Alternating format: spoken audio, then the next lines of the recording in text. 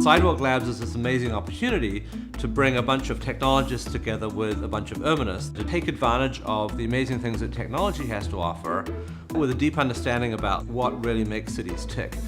Instead of saying a problem is just about technology or it's just about policy, in most cases the answer is it's both.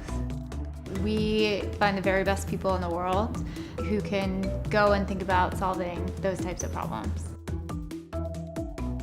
Tonight's event focuses on the question, what can technology do to help cities improve housing affordability?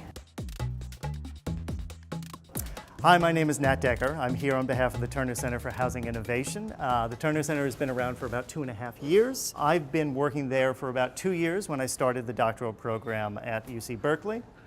Our mission statement is behind me right now. We do a broad range of housing policy research, everything from the local level up to the regional, up to state level, and federal too. We produced a proposal recently for a federal renters housing tax credit, which we're very excited about, and gets to the point that we are trying to address here, which is this big issue that we're all talking about of rental affordability. You've all seen this graph before in various iterations, so I'm not going to go over it other than to say rental housing affordability has been getting worse for the past couple decades. Rents have been rising steadily, whereas renter incomes have been stagnant or declining. While that trend appears to have reversed in 2015, it's going to take a long way to get back to where we were in the 80s, much less improve upon that baseline. So, how are we approaching this? We are going to focus on the tool that we developed, which is focused on rental housing supply. What does rental housing supply mean? It means building more apartment buildings. That's what we're interested in. You can't build your way out of the affordability crisis entirely, but this is exciting to us because there has not been enough rental housing produced in the US in general in the past couple of years. And in the Bay Area, this balance is crazy out of whack. We've been producing 6 jobs for every single rental housing unit over the past decade or more in the Bay Area. And the result of that is obvious. It means that rental housing burdens have exploded in the Bay Area. People are paying absurd amounts for small units that are inadequate for growing families. So we're also excited about this because it's one of the areas in which local governments have a lot of control. It's very hard for local governments to do anything about income inequality, but you can do something about generating more rental housing because as a local government you have land use control. You've got enormous power over what can be built. And by adjusting those land use control policies, you can facilitate the development of more rental units, whether they are affordable, meaning income restricted, or market rate. Generating more units will get at this supply and demand imbalance and will help deal with rental affordability. So, what have we done? We have created what we're calling the Housing Development Dashboard. This is an online tool that's in 2 pieces. And the point of this dashboard is to get a quantitative sense of the effect of local land use policies in particular on the potential generation of rental housing in the near term. So in the past, local governments have addressed this issue by doing a pro forma analysis for some prototypical sites. So you either pick out or imagine 1 to 5 prototypical sites within the municipality that you're in, and you do a pro forma analysis. You come up with 3 different sets of assumptions. You come up with assumptions about what the individual prototypical site or sites look like, how big they are, whether they are in a liquefaction zone, because earthquakes are a big deal in California, whether they're in a floodplain. That's one set of assumptions that you have baked in there. The other set has to do with market factors. What does the financing climate look like? What is the minimum equity return that your equity partners will need to finance your development? What does the cost of debt look like? How much rent can you get for the units that you're intending to bring to the market? What do construction costs look like? Those are all market assumptions. The third category of assumptions are the thing that we're interested in. It's the local land use controls. How dense can you build? What amount of parking are you required to build per unit? 1 space per unit? More? What is the development timeline? Do you need 6 months to get your permits? Do you need 18 months to get your permits? All of these things have a big impact on the bottom line of a project. So in the past, either local governments have produced these studies themselves for these prototypical sites, or more frequently, they commission a consultant to produce these things for them. But these studies have their limitations. The most obvious one is that it really only tells you something about those prototypical sites. You don't have a sense of the impact over the whole municipality. The other thing is that these things are frequently not transparent. Sometimes they're not even released to the public. And when they are, they're often in the form of like a 50 to 100 page report where you need to look to Appendix B to figure out what FAR means. They're not transparent. So we have produced a tool which gets at those issues. It's currently in beta. We built it out for 4 jurisdictions, and let's launch into it right now because that's what you're all here for. So the first part of this tool is called the development calculator, and let's start playing around with it right now. So it's online. Anybody can go to this and play around with it. You can type this URL into your browser and access it. And so what is this? This is the kind of analysis, the kind of pro forma analysis that I was talking about before. On the left-hand side, we've got all of the assumptions that we'll need to figure out whether development on this prototypical site will happen. So this includes all the market factors that I was talking about before, target rate of return, willingness to sell, local rents, that kind of thing. And the thing that we're interested in is local land use controls. So height, and we'll focus on parking and basic permitting time. So you can adjust all of these assumptions just by playing with these sliders. So do you need to produce 1 parking space per unit that you're developing, or 1.5?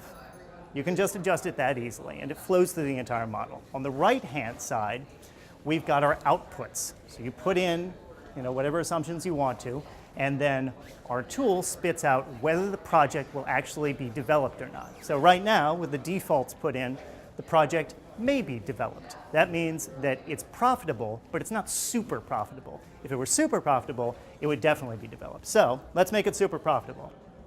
Let's reduce the amount of parking that you have to produce on site from 1 spot to a half a spot. And you see, all of a sudden, it's very likely to be built. Why is that? That's because instead of using up all of your potential developable area with parking places, you're putting units in there. You're putting residential apartments, and those generate income. That makes the project more profitable. That means it's more likely to be built. So that's pretty straightforward, I hope. And this is exciting for a bunch of reasons. For one thing, it's just fun to play around with. For another thing, the arcs, which you see here, which are the probability that the project will be developed, tells you the sensitivity of this prototypical site to this particular variable. So you can see that parking makes a big difference. Basic permitting time also makes a big difference, but it's more of a difference to add a half a space or take away a half a space of parking than it is to cut your permitting time by just 1 month. So what's the difference here? So this goes from, starting from our default, 67% chance to 76. That's a 10% difference. Whereas this is way more than 10%. We're going from around 70 here to 8. So it gives you a sense of proportion. It gives you a sense of what matters and what doesn't matter. But we still haven't gotten to the question that we're all interested in, which is, over the whole municipality, what is the impact of changes in policy? So we created the other half of the development dashboard, which we're calling the policy gauge, which I'm going to right now. It's also just up. You can put this URL into whatever browser you have and play around with this one too. So this is organized in pretty much the same way. We've got our assumptions on the left-hand side that you can play with. Instead of a slider, it's buttons, but it's the same idea. And on the right-hand side, we've got a bunch of dots. What are these dots? These dots are the same analysis that we just did, done to every single multifamily underdeveloped parcel in the municipality. In this case, Oakland. So let's zoom in to my neighborhood and see what this actually looks like. So what are these dots? These dots are individual parcels which are underbuilt. The color of the dots tells you whether it's likely, given the assumptions that you put in, whether it will be developed in the near-term future. So if we scroll over to this big green dot here, It's green because it has an 80% chance of being developed. It is a very profitable site. It's a large dot because you can put a lot of units there. 217 units you could put there, and it probably will be built. But if you go across the street, the same analysis shows that there's only a 4% chance that this particular parcel will be built. And even if you could build it, you're only building 32 units. So this up here is the summary box. So this takes all of the dots in all of Oakland, sums them together, and gives you 3 outputs. It tells you the number of units that will be probably produced under the assumptions that you have, the tax revenue that those units will generate because you are selling a bunch of property, which incurs transfer taxes. You're also improving the properties. You're building apartment buildings, and that's going to increase the property value, which means you will get more property taxes from those parcels. Also, we've got the number of affordable units that are being generated. This is fun to play around with if you're interested in inclusionary zoning and want to say, okay, if you're going to build a 100-unit apartment building, what percentage of those units need to be restricted to families who are low income or moderate income? So let's play around with this for just a second, and let's change our parking requirements. So we're going to drop them by 40% and take a look at our baseline scenario and our current scenario. So I'm going to drop it by 40% now. Bada bing! You see that we are now, because we're requiring less parking to be produced, we have the potential to build way more units. So like 2,400 more units in this particular case. That's a big difference. That's good to know, right? So let's push that back, and let's change something else here. Let's change our permitting time by not dropping it by 40%, but dropping it by 67%.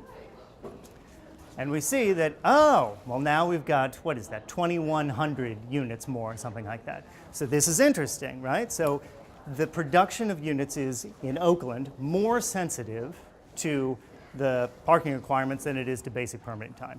Interesting, right? Particularly interesting when you go to San Francisco. Again, here's San Francisco, every multifamily zone parcel that's underdeveloped. Let's do the same thing. Let's reduce our parking by 40%, and we're generating some units, but not as many as we were in Oakland. So marginal effect. But let's change our basic permitting time, again, cutting it to a third of what it was. So permitting time in San Francisco is very long, 18 months. Let's drop it to a third, which is 6 months, and holy moly, look at that. We got, what is that? Like, that's over 12,000 units that we're generating by cutting our permitting time by, to a third. So that's huge, right? So this is very interesting because it should direct the kind of conversations that are going on about the generation of housing in San Francisco. Conversations about that should include the ridiculous amount of time it takes to even get your basic permits in place. Because you can talk all you want to about changing the parking requirements, but that's going to be marginal when you compare it to the effect that changing permitting time has. And that's what this tool is partially for. I mean, on the one hand, it's nice for local governments to do this kind of analysis themselves, but on the other hand, this can change the conversation and make it more based in facts that will actually get things done and have an impact on the ground.